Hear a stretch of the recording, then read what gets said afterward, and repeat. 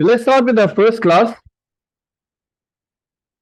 And today's chapter is management information. Okay.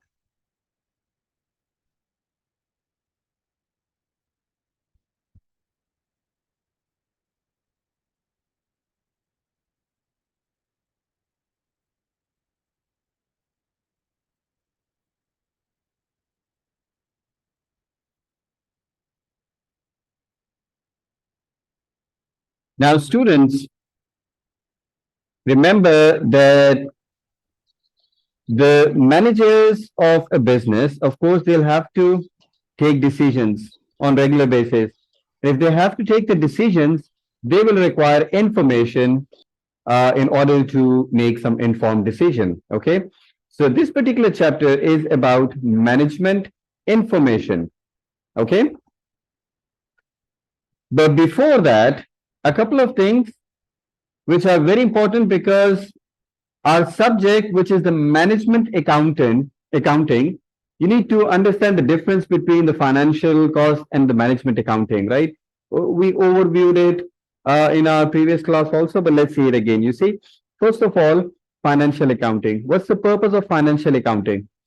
Day-to-day transactions that you have, right? They need to be recorded.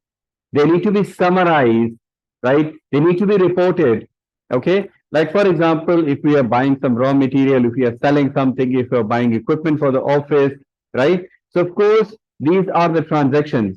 This is what we do in financial accounting: the recording, processing, and reporting the financial information to produce the financial statements. This is what you are going to see, or you might have seen it already in financial accounting, the F3. Then you have the cost accounting. The purpose of the cost accounting is to calculate the cost. It can be the cost of a service, the cost of a product, or, for example, the cost of a particular department. Okay. It focuses on identifying the cost, its monetary values, resources, their allocation to the products. Like if there is any indirect cost, how do you charge it to the overhead, right? How do you charge it to the product? Services, inventory, or other items. It's a function of management accounting. Okay, this is quite related to management accounting. Now, our subject is in the middle, management accounting. Our aim is to provide information to the managers to take decisions. So we are going to do analysis. For example, we'll see the past information or calculate the forecast, and we'll present the information to the managers so that they can take the informed decision. So the presentation of financial and non-financial information to support the management activities. Okay. So we'll help the management for their activities, for the decision making. Okay. That's the difference between these three. Our subject, of course, is management accounting. Okay. Now, in your book, of course, you're given some examples. I would like you to read this example like this. There's a cost accountant or a management accountant, and you want to see what's the difference between these two. Okay. But the most important thing is the comparison of the management accounting and the financial accounting. Like we have the financial accounting and the management accounting. So what is the main difference, right? So the first column is for the management accounting, and the second one is for the financial accounting. Okay. So first of all, requirement to produce. Like when the management accountant is producing something, or if the financial accounting is producing something, so who are they, what are they required for, or who are basically the users, right? For the management accounting, it's voluntary. First of all, voluntary basically means that there is no legal requirement to do it. It's not required by law to do it, right? It's just for us, for our own management. But for the financial requirement, it's required by law. You have to do it. It's required by the law. If you don't make the management accounting, if you don't do it, it's not compulsory for you. For financial accounting, it's compulsory for you. And of course, you have to follow the rules and the regulations. You have to follow the law, the generally accepted accounting practices, right? Or the accounting standards that we call, like there are some standards that we have to follow. We cannot just do anything that we want. Of course, we will have to follow some rules in order to do the financial accounting. Format of the information, there is no format because it's not legal requirement, so I'll do it my way, right? I'll do it the way I like. It's not compulsory, right? So there's no legal requirement, but of course there are best practices like, well, it's better to do it like this, okay? But it's not compulsory. I can do it the way I want to do it, okay? As far as the financial accounting is concerned, so of course, as we said that we'll have to follow the standards, we'll have to follow the rules. So of course, there will be a requirement by law again, presentation regulated by the Companies Act, which is the law, okay? Or through accounting standards, okay? What are the contents in the management accounting and the financial accounting? So content, financial and non-financial, predominantly current and future predictions, for example, the budgets, okay? So for the management accounting, we can have financial information also, we can have non-financial information also. Example of financial information is, for example, how much is the profit for this year? This is financial information, right? Or for example, non-financial information, how many of our customers are happy? This is non-financial information, okay? We can have the past information and we can use it for the prediction. So let's say, for example, we have some past information. Let's say we have received some profit in the previous year, this much, and then this year we received this much profit. So can you see the profit is increasing? So we expect that next year the profit is further going to increase. This is the prediction, right? We use it for budgeting, okay? For financial accounting, summary of mainly the past historical information. So for financial accounting, it's not about the future. Remember, financial accounting is all about the past. Management accounting is about the past and the future. Okay. So all the past information is there supporting the notes. Okay. So we have, for example, all the past documents, all the transactions that has happened before we are recording it. Right? Level of detail. How much detailed work is required in here? More detailed work, cost and revenues by department, or for example, by the product, right? So the management accounting information will be very detailed. Like, for example, we do a lot of analysis. Okay, well, we are selling different types of products. Okay, we are selling this product, we are selling this product. Okay, so how much is the cost of this product? How much is the cost of this product? How many units of this product are we selling? How many units of this product we are selling? Okay, what are the details of the cost? Okay, what is the cost of this particular department? What's the cost of our division? It can be very much detailed, right? For the financial accounting, right, we just have to follow the amount of detail required by the law, right? The legislation by the law. Frequency of preparation. How often do we make it? Do we make it monthly or yearly? Again, management accounting, it's all about us. It's up to us if we want to do it monthly basis or quarterly basis or twice in 1 year or twice, let's say every year, for example. It's totally dependent on us, right? As frequently needed by the management. It can be monthly, weekly, daily, it can be anything. For the financial accounting, usually annually, right? We actually make a profit and loss statement for 1 year normally, okay? For certain type of public interest companies. The public interest companies are the companies where anyone can have interest in it. Like, for example, if you have a company, a public interest company, for example, in your country, you have some stakes in there. You may not be the investor, you may not be the shareholder, but you may invest it in the future, right? So all the listed companies are public interest companies, or for example, the pension funds, for example, right? They're all public interest companies. Okay. Purpose of the information for financial accounting, it's used to control for the planning and the controlling making and to make the decision. Why are we making the management? Why are we doing the management accounting? Right? So that we can plan for the future, right? We can control our activities. We'll see the control later on, and we can use it for the decision making. For example, as I told you that we calculated, let's say, cost of the unit, and we are planning to sell 1,000 units of this particular product. Okay, so what should be the price? What should be the quality? Where should we sell it? Right? All these kind of things will be required. So, of course, we'll use it for the decision making also. For financial accounting, stewardship and investment decisions. Stewardship basically means when you are actually taking care of something. Okay, so financial accounting, if you're doing it for a company, right? So you normally do it, you normally report it to your shareholders. Okay, because the shareholders are the owners of the business. You report it to the owners of the business.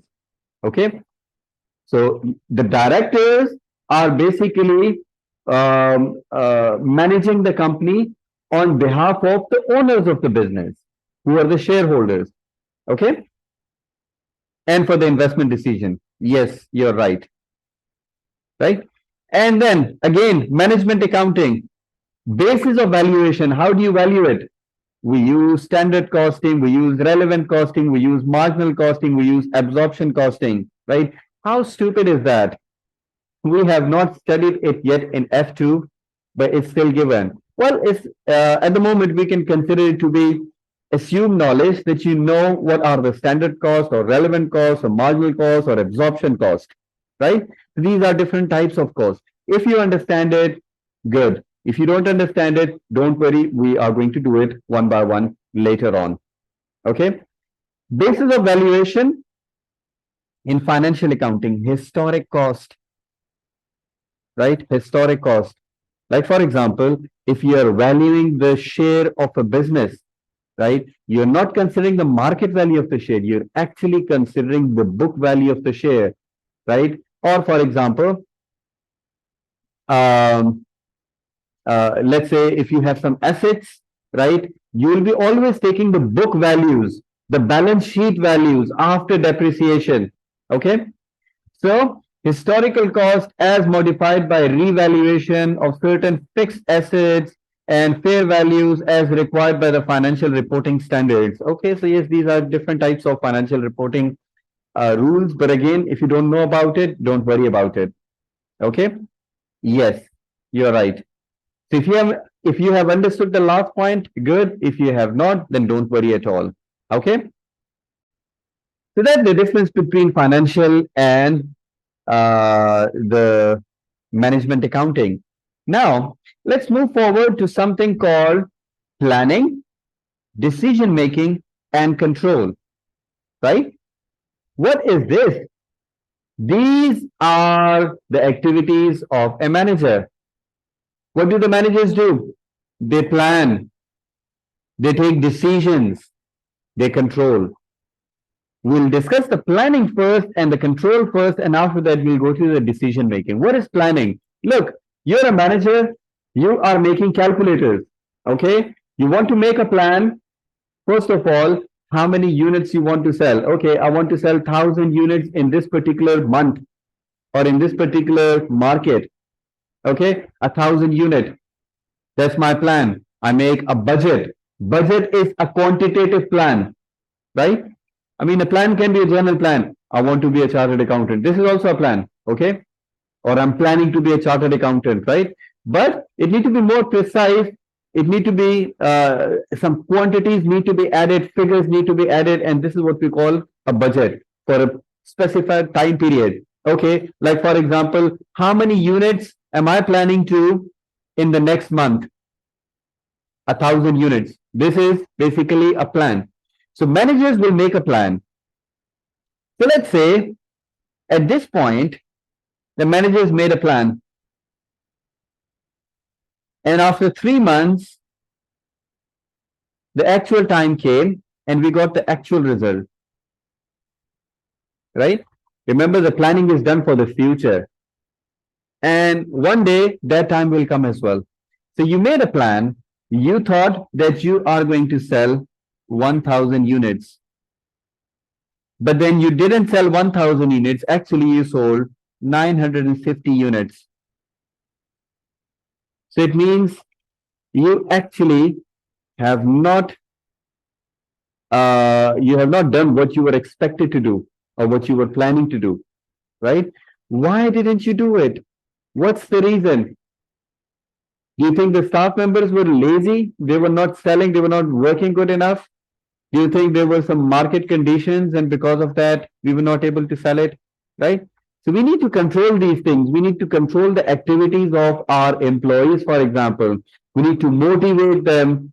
We need to give them tasks. We need to analyze their work. This is what we call controlling. So planning is the work of a manager. Controlling is the work of a manager as well, right? Other than that, we do take different other decisions. Like, for example, should we invest in this particular project? Should we buy this car? Should we buy stock? Right?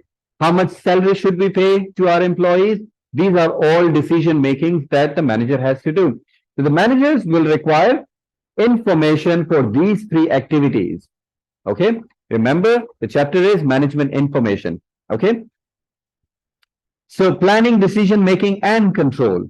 Okay? I would like you to please have a look. There are some examples in here. Okay? Moving forward, in the first chapter, we have some smaller areas. So, of course, we are going to see all of them. Okay?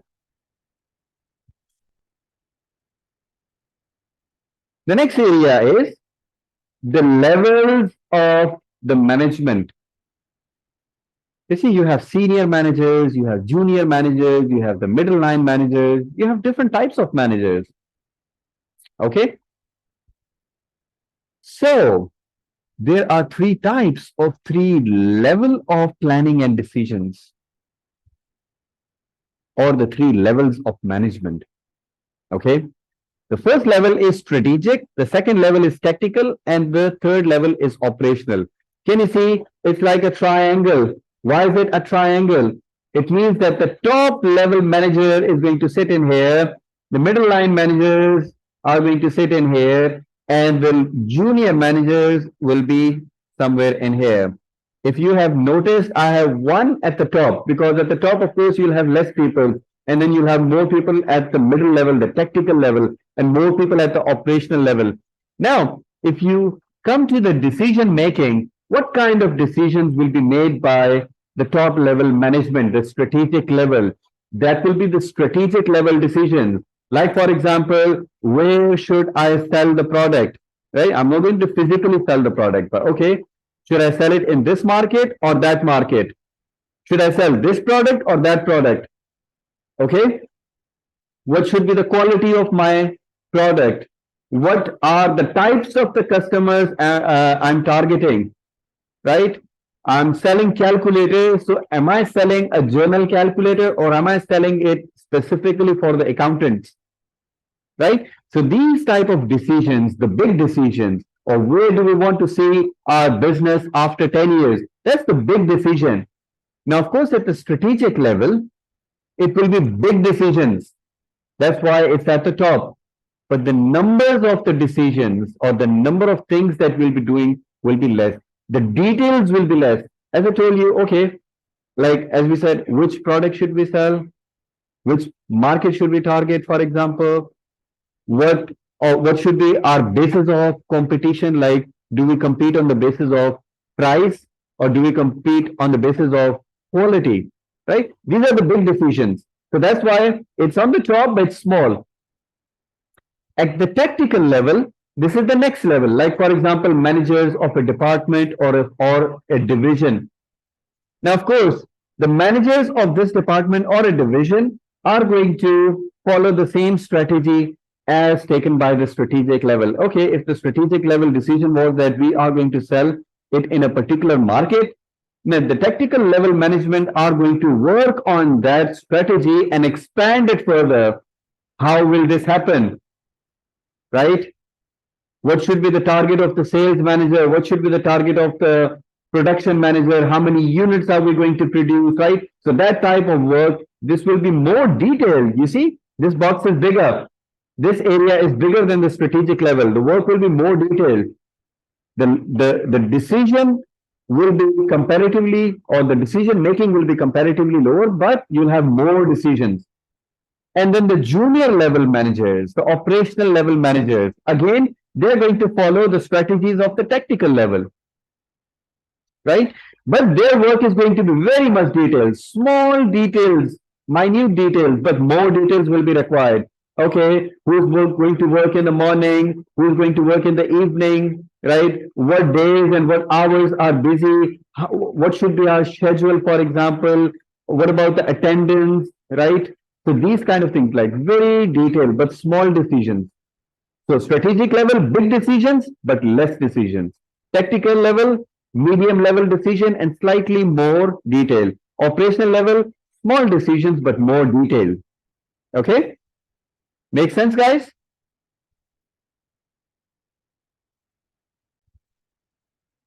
So the three levels of the management. Okay? So it says different types of planning and decisions are taken by different levels in the management hierarchy. This is the hierarchy. These levels have been identified by Robert Anthony, right? You don't have to memorize the names, but yes, just for the sake of interest, if you want, right? Then there are some activities. I would like you to go through these activities and read them. Okay, so this will refine your knowledge. Okay, moving on further, we have data and information. Okay, so what is data and what is information, right? It's really important to understand the difference between data and information because we are going to use it, right? Data is in raw form and information is processed data. Okay, so raw facts and figures that we have, this is what we call data, right? Like, for example, if we see like how many are the number of students in this class, right? So this is data, right? But if we see, for example, if we plot the result on a graph that, okay, what are the marks of the students? What are their performance as compared to the last year and this year? Now we have processed this data. When we process this data, it becomes useful for us. It's going to help us in decision making. Data is in raw form. We process it to make it information. So basically, information is processed data. So let's say if I ask you, is information also data? Then the answer is yes. It's processed data. Information, the data that has been processed to have a meaning, this is what we call information. Okay? So data, process, and then it became information. Okay? Now, we have an example, of course, for you guys. If this is what is data and what is information, I'll just leave it on the screen for you guys to have a look. Okay, now let's see together. Exam result for the class of mathematics students for the year 2001 to 2005. We have the exam results. That this is data, right? Now, what is information? The graph showing the exam result of the class mathematics students for the year between 2001 to 2005. Now, you see, that was the data. We processed it, converted into a graph. Now it is a useful information. Okay. List of purchase invoices for Furniture Co. for September 2001. This is just a list of invoices. This is data. Now, the management accountant of Furniture Co. for the management accounts for the Furniture Co. for the month of June 2001. Now, of course, the management accountant role is to convert that data into information, right? And then present it to the managers so that they can take the decision. So this is information. List of a list showing the age of members of staff in human resource department. Okay, this is data, of course. Information, the chart showing how ages of the staff in the HR department of the furniture co ranges between 28 to 49 years.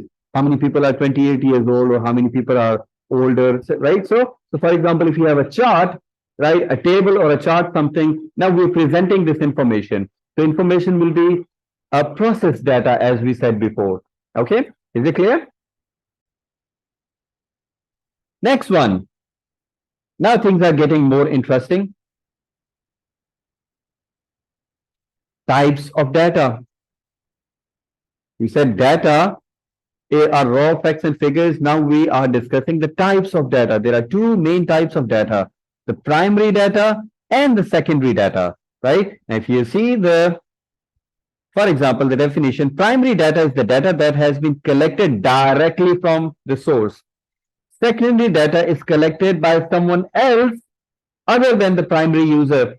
Okay, let me give you an example. Let's say, for example, we want to sell smartphones. Okay, we are making smartphones and we want to sell smartphones in the market. We are doing a survey and collecting, let's say, data from the market, talking to different customers. Okay, what kind of phones do you want? What kind of features do you expect in your phone? Okay, so what do you think? The calculator is an important part of your phone, or for example, or do you think like we should have internet in your phone or blah blah, right? Of course, nowadays every phone has the internet, but we are doing a survey directly, right, for a particular purpose.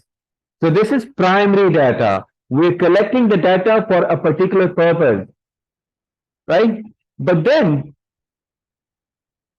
sometimes we already have some data available. Okay, so somebody else has done a survey and we can make use of that survey. We can actually have it and use it for our information. This is secondary data. Okay, let's say somebody else has done the survey in the past and we use it, or we purchase it from that person. Okay, let's say for example the government census, right? The government wants to see that how much is the population, how many are female, how many are male, how many are old, how many are young, right? And they have done, the government has collected information for themselves, but this is publicly available. So we take that information and we use it for ourselves. Okay, so this is secondary data. Now, there are advantages and disadvantages for both of them, remember. The primary data, first of all, it will be expensive because we are doing it ourselves for a particular purpose. We are going out there, we are sending people for the survey and collecting data, for example. Okay, mostly it will be expensive most of the time. Secondary data, most of the times it will be cheaper because somebody has already done a work, right? And we are taking advantage of that work. So we may have to pay something to that person, or we may not have to pay also. It may be free also, right? So it will have a lower cost, the secondary data. But now the problem is that the secondary data is not designed for us. The data wasn't collected for us. So it may be more useful or less useful for us. But the primary data, because it was collected for us, so it will be more useful. Okay? So primary versus secondary data. Now, let's see the next one.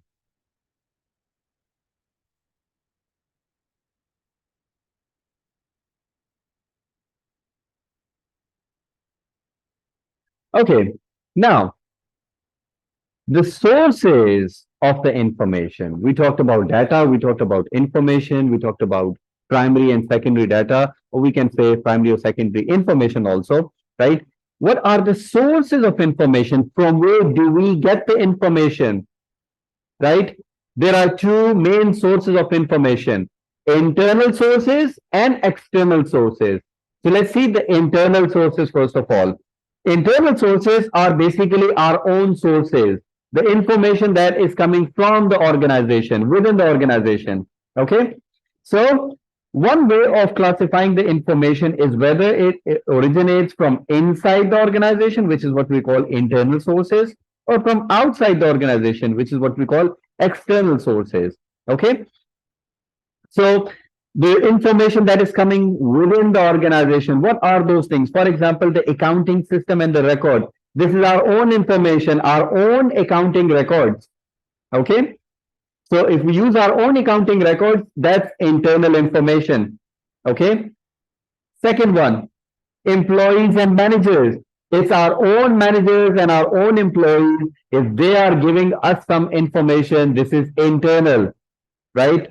Production records, again, our own records that we are using. Our production records, for example, how many units were produced? How many units produced 1 month ago? How many units were produced 2 months ago, right? Or how many units are we planning to produce? This is our own records, internal sources, okay? Administration and other records, again, this is our own records, okay? Now, these are the example of internal sources. Why is it important to differentiate between internal sources and external sources? You see, it's about reliability of the information. Okay. Our own records, of course, will be more reliable because this is produced by us. Okay. This is produced by us. The information that we are getting from our own business, within the business, this is what we call internal sources of information. On the other hand, what was the other one? External sources. External sources. Now, what are the external sources of information? Right? Well, of course, there are different other things. Like, for example, what are the tax rules? It's not our information. It's not produced by us. It's by the government. The government has some rules. The accounting principles.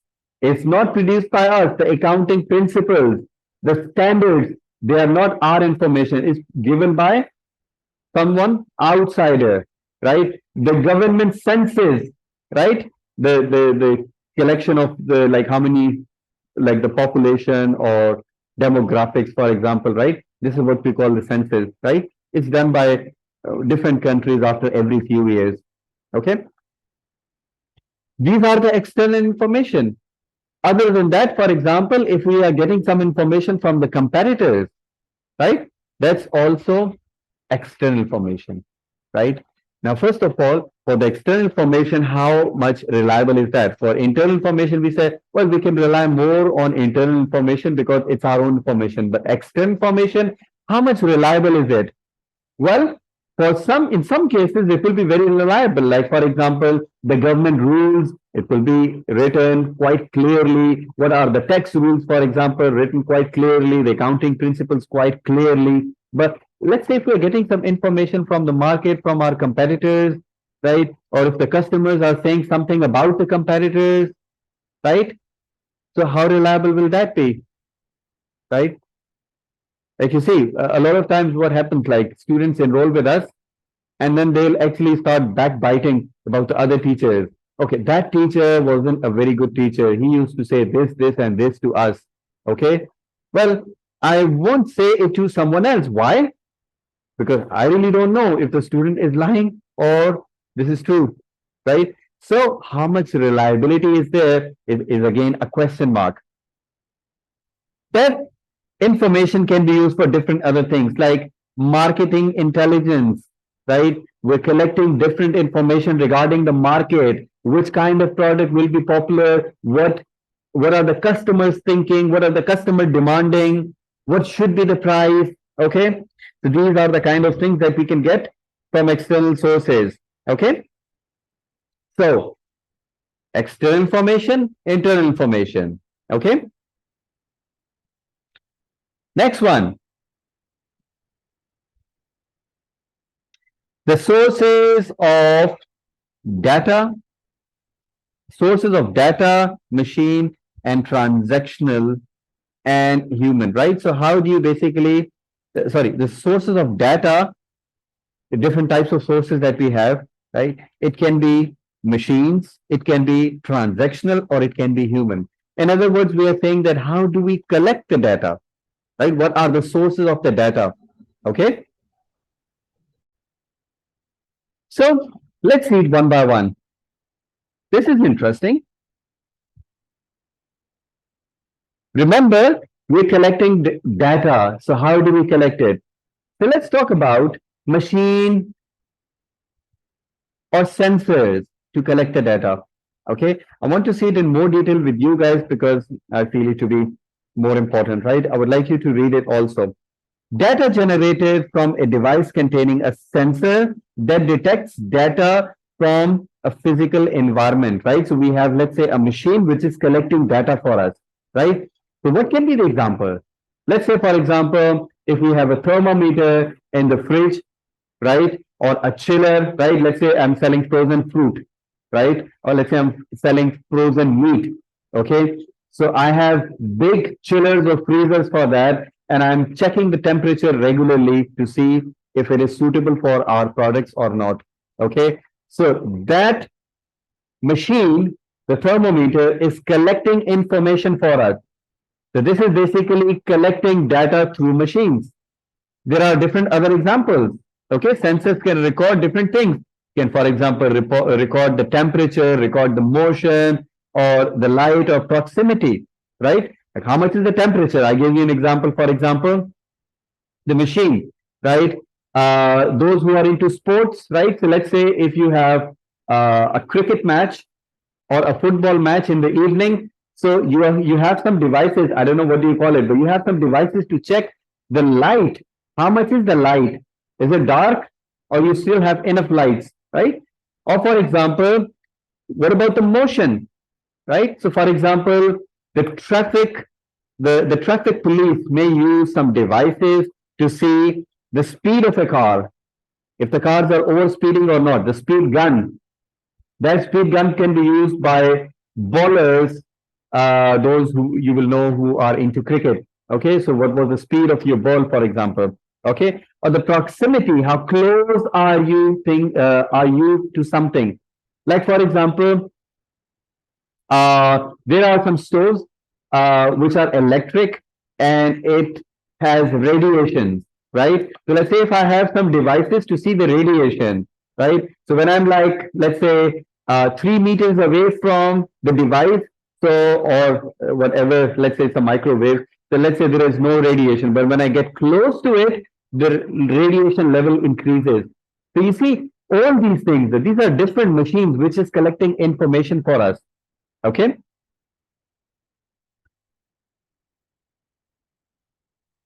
Let's talk about transactional data. The data relating to transactions when you're buying or selling something of a business, such as data recorded when the products or services are bought or sold. So this is also information or data that we are collecting. Okay, we're selling these many units, we're buying this much raw material, we're paying this much, right? Or we have received this much, right? This is the data that need to be collected. Okay. Now we can do it manually also. We may use different machines for that also, right? The transactional data details include what is the cost or the price, what are the quantities, what are the payment methods, right? Remember, we can make the payment in cash, we can make the payment in check, we can make the payment using online uh, phone banking, for example, or let's say using our debit or credit card, right? So there are different ways of the transaction, right? Compared with the data such as the name and the address of the customer known as master data. Well, this is comparatively longer term data. Like for example, the customer who is buying from us, the customer who will make the payment later, or the address of the customer, right? This is comparatively long term, right? But related to that transaction. Okay. This is transactional data. Okay. Then you have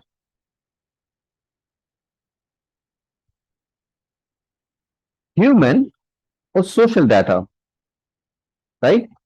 Data related to humans from social media posts, handwritten letters, phone calls, questionnaires, surveys, right? This is also data, isn't it? Right? There's a lot of data available in social media on Facebook, right? Like for example, let's say um, we are selling our courses, let's say our online courses, let's say, and somebody we have noticed, we analyzed it from our Facebook. Okay, a lot of people from Somalia are clicking on our post, but then they never enroll with us. What can be the reason? Maybe for Somali people, the price or the fee of the course is quite high, right? This is the information that I'm collecting from Facebook. Okay. We have different surveys, we have different letters available, right? So we can collect a lot of information, right? This is what we call human or social data. It includes the user's location, for example, the place, the person posting on the social media, the language, right? English or Chinese or emotions, right? Like you have emojis. Like, for example, if there is a negative emoji, it means that people are not liking this particular thing. Okay.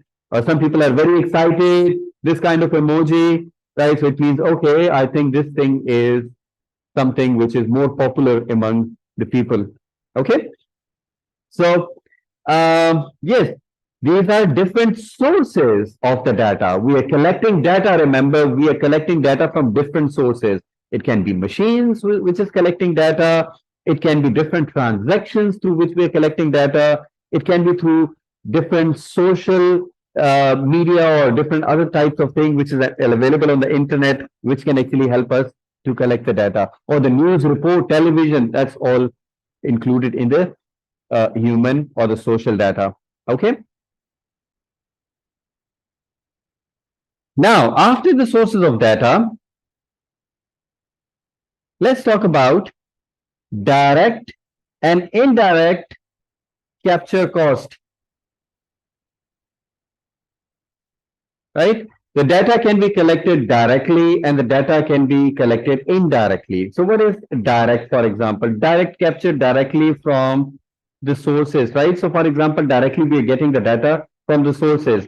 One example is the day-to-day running cost, for example, the cost that we are, for example, we are having different business activities, right? We are collecting the data from there, capturing, processing, analyzing, using data. For example, the cost associated with maintaining a system that captures customer data and they make as they make the purchases.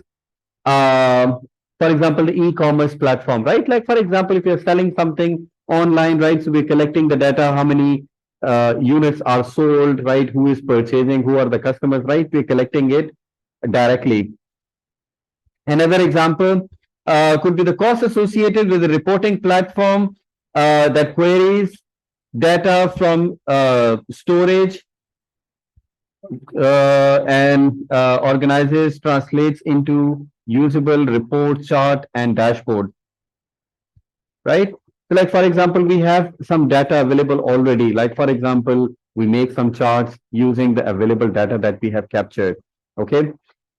Well, of course, when we have some data that we have collected, like for example, Smart City ACCA is collecting data of its students. How many are the numbers of students who are passing, which students are failing, right? The students who are passing for the second time, right? And then the lectures and everything, right?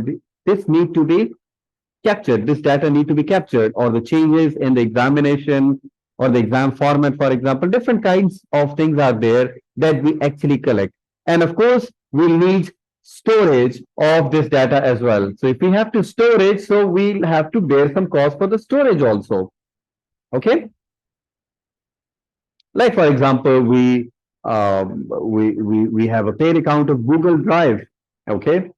So 1 terabyte, for example, right? So we'll have a lot of space available so that we can actually keep our lectures or different other things within that space. Okay. So that's the direct cost of the information. Okay. The direct cost, the direct data capture cost. Now, again, there are some more examples how we can actually capture the data and what will be its cost, right? Here are some examples. Use and processing the data from either manually entered into the system, right? Like, for example, we are manually putting the data in the system, like in the spreadsheet or something, right? Or, for example, we have different other things, for example, like optical character recognition, right? Optical character recognition. Let's say the data is in the form of a picture, right? But for example, it's on my screen, but you cannot actually copy this text, can you? You cannot copy it. It's like a picture for you or a video for you, right? So let's say you're watching a video and you just stop and take the picture of that video.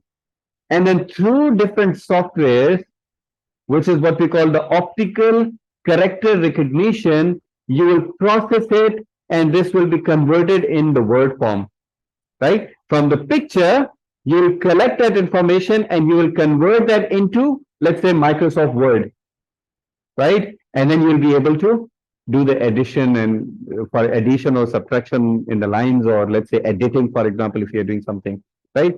Different other things, for example, the barcodes, right? When you're buying something from the market, let's say it will have a barcode, right? You see, you have a barcode reader, you are buying something, right? Beep, beep, beep, beep, right? So you're buying things and you're collecting data from it.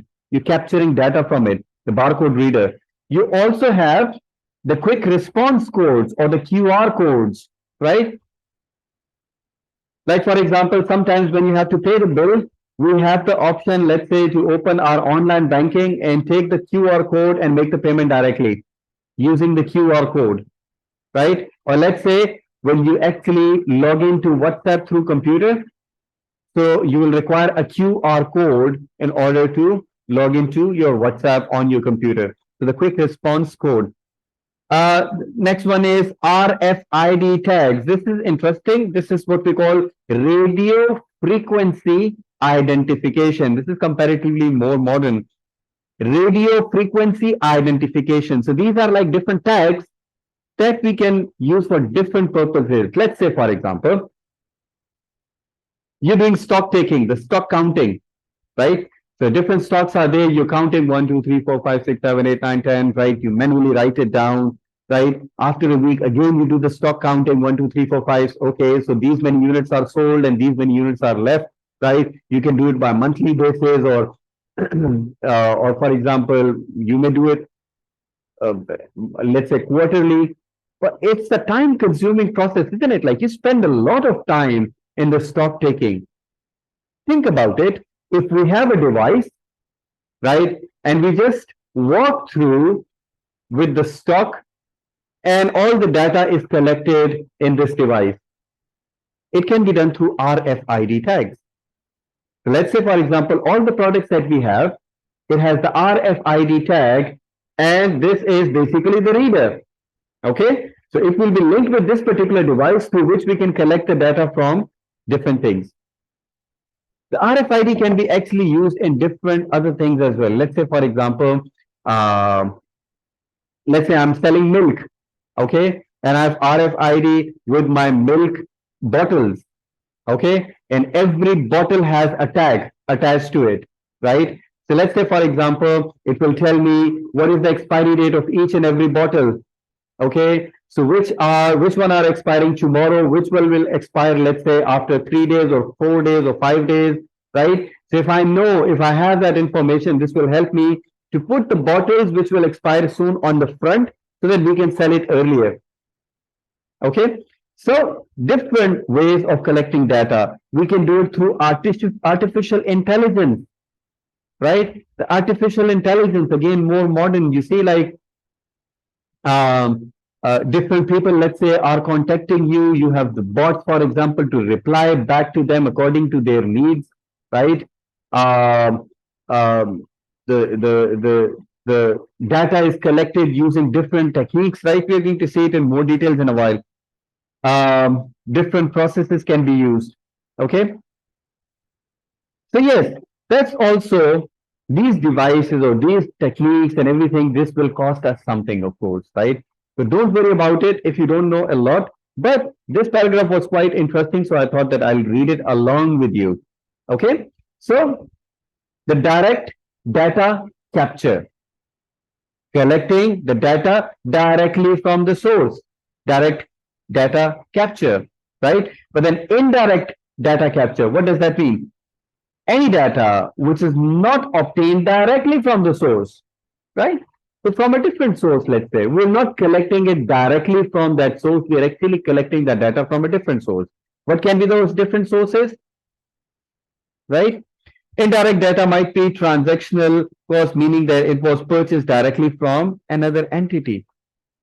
So let's say there are some research businesses, right, whose work is basically to do the research, right? And they have actually provided us with some data, right? Or let's say, for example, again, the same thing that we ask someone, let's say, to provide us with the information of all, let's say, students in Africa who are studying ACCA.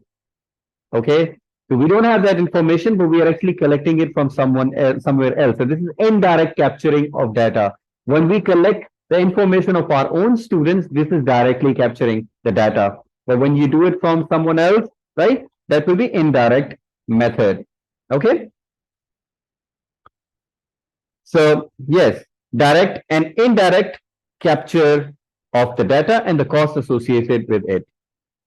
Right. So of course, the indirect data will be purchased from someone else. So most of the time, it will be more expensive. Right.